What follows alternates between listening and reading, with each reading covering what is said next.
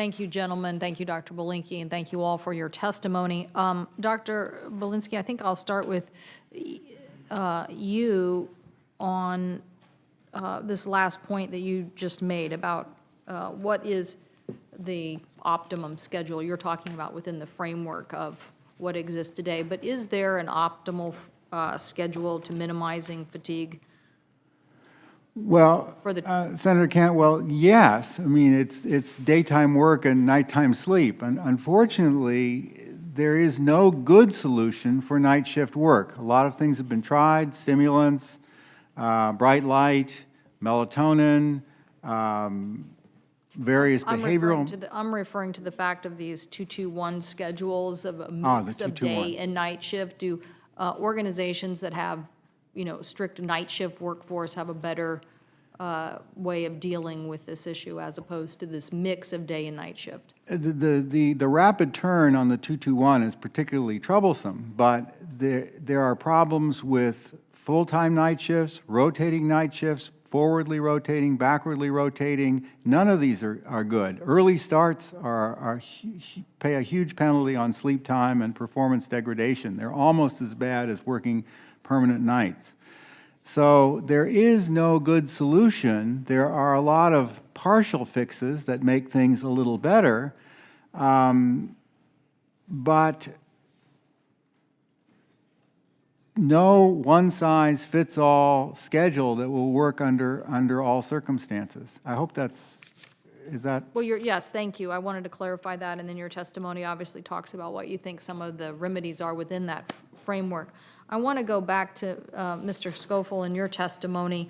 I wanted to, do you have a sense why there has been this significant increase in operational errors since fiscal 2010? I know Mr. Rinaldi doesn't want us to look at 2010, but do you have a sense of this?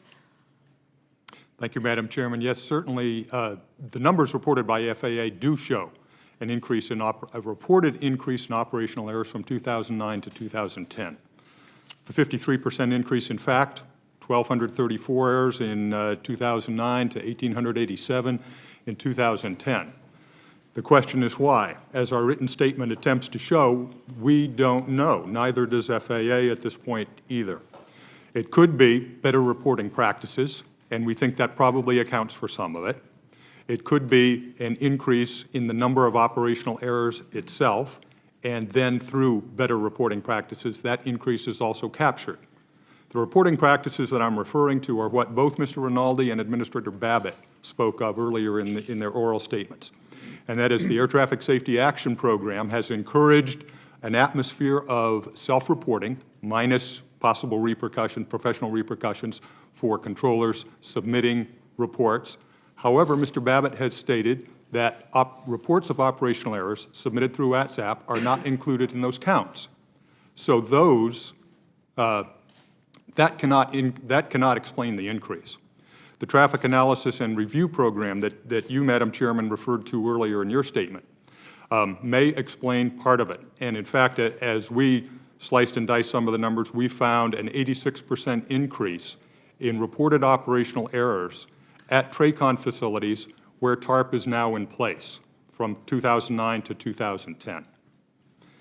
That would account for part of it. However, we're puzzled by the fact as well that at en route air traffic control facilities, reported operational errors increased 39% from 2009 to 2010, and at en route facilities, they have had a program like TARP, an automated detection and reporting tool, in place for some time. So that would indicate that at least at en route centers, there's an absolute increase in operational errors. We don't know why. In our visits to air traffic control facilities, as part of our audit work, we have discussed this with managers and online controllers.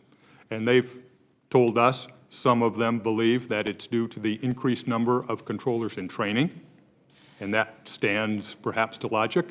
Others have told us that they think it's attributable perhaps to controllers at the midpoint of their career, who are beyond the training stage when they might be more careful in each and every action, and who have become somehow more complacent. We just don't know.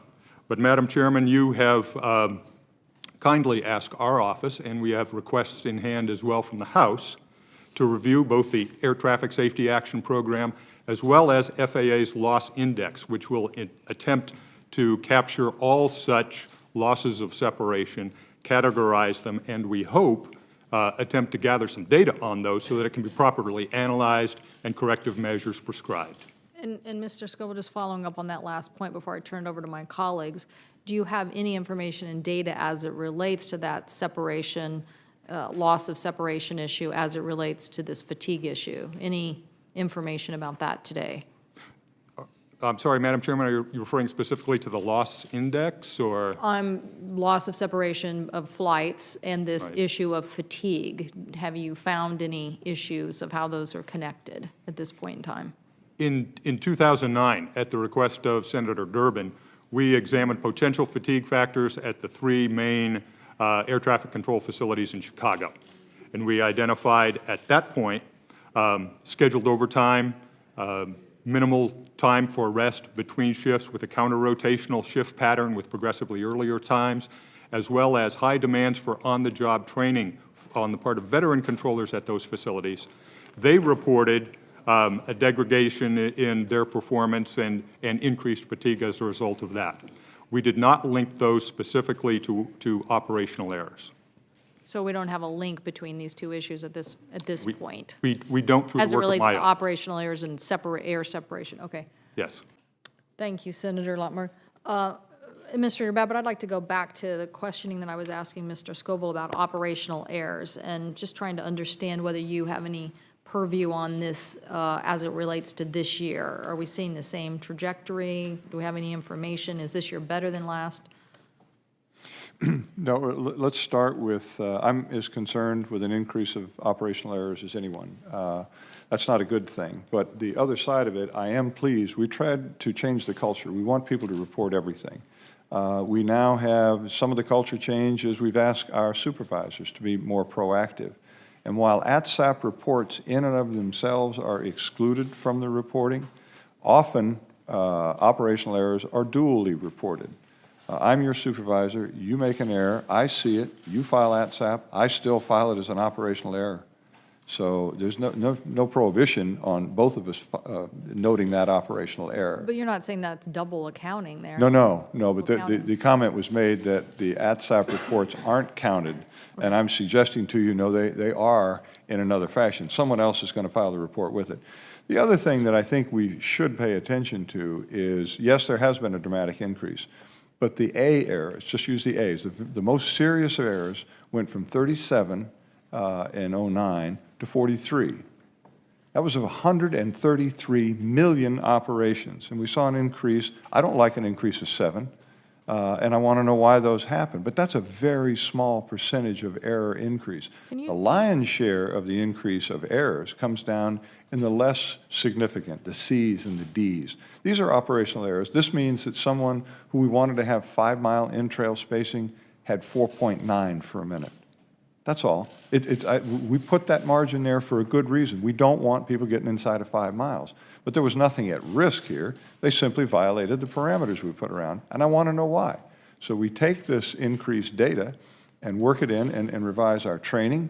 The goal here, and by the way, as we go forward, we're going to get more increases in error reporting. As we capture more and more electronically, I think Mr. Rinaldi will tell you, when you look at a radar scope that's scanning 50 miles, can you look at it and tell that's 5 or 4.9? No. Electronically, you can. And as this TARP-type reporting comes in, we're going to see an increase in error, and that's a good thing. I want to know why those errors are occurring so we can change them. Can you talk about the A group, which is the the most severe classification of error, and what the methodology is? Is this subjective? Is this a objective process? And No, these errors are ranked A, B, C, and D. Loss of separation is essentially what we're talking about. And A is? The most significant loss of separation. Which is? Well, depending on whether it's an en route environment, whether it's in the TRACON, final approach, each of these, for example, over the ocean, we separate airplanes with 50-mile in-trail separation because we can't see them. we require them to report where they are. Across the United States, they can go to 20-mile in-trail separation. In a TRACON, they can be down to 5, and on final approach, because the radar is better, or when they can see each other, we can tolerate 3 miles. So, And on this increase of 7 over the previous year, do you know which of those they were? Whether I it could was- get back to you. I don't have that at the top of my head, but I certainly could get back to you with that data and each particular event. But my point is that thousands of the increase were down in the Cs. Not significant. They were operational errors. They were a loss of separation, but not the significant losses. That's, you know, the ones that would really concern us. They all concern me. I just wanted to make that distinction. And do you know if any of them were proportionally more operational errors during the midnight shift than other shifts? I don't know the answer to that, but again, I can get back to you. We certainly can get the time and location of each event. Because I think that's one of the questions that we're trying to ascertain here. We're seeing this increase of operational errors that is very concerning. Sure. And we obviously have this issue of fatigue in the workplace. Yeah, I would go out on a They're limb. both very concerning. Sure.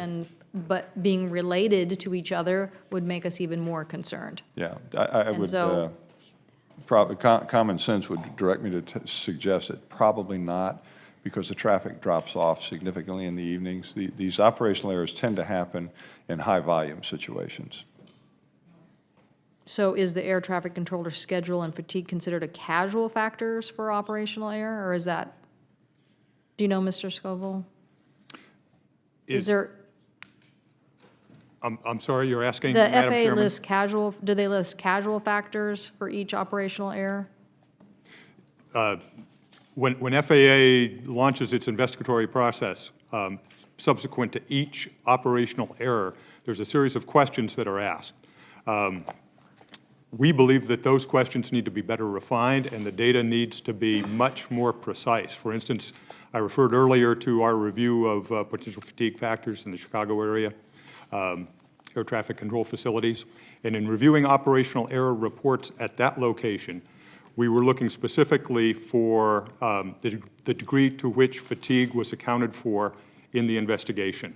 And we found in too many instances a cursory description of what the controller had experienced that might lead an observer to think he might be fatigued.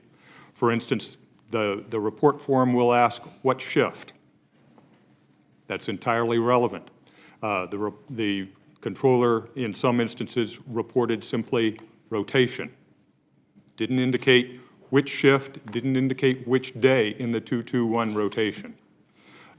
With better attention, we feel, from management, and a better list of questions to begin with, that'll yield better data. Better data with proper analysis will yield better corrective actions. Thank you, thank you. I think that does wrap up our hearing. We have discussed a variety of issues, training, and the percentage of trainees that are acceptable, scheduling and changes to scheduling, getting more details on the operational errors and the meaning of those operational errors, and obviously the implementation of recommendations. So this committee is going to play an active role on oversight on all of those issues. I can't say that we're taking a legislative path at this moment, but I can tell you we're not ruling it out either. We are going to continue to be diligent until we feel that we have improved the safety and continue to implement those safety recommendations. So thank you all very much for this hearing. Thank you.